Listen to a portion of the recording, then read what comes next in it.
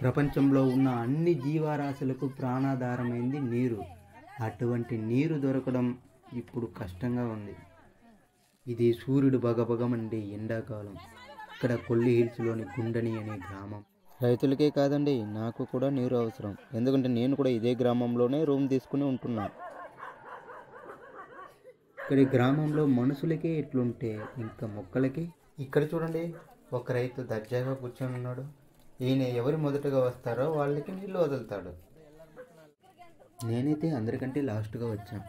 నన్ను ముందుగానే నీళ్లు పట్టుకోమన్నారు. నేనే పర్లేదు అనుకున్నాను. ఓకే, ఇంతకీ మన బిందె అయితే నీళ్లు నిండింది. ఓకేనండి. చూడండి, నీటి కోసం రైతులు ఎంత కష్టపడుతున్నారు. అందువల్లనే ప్రతి నీటి బిందువుని వృధా చేయకుండా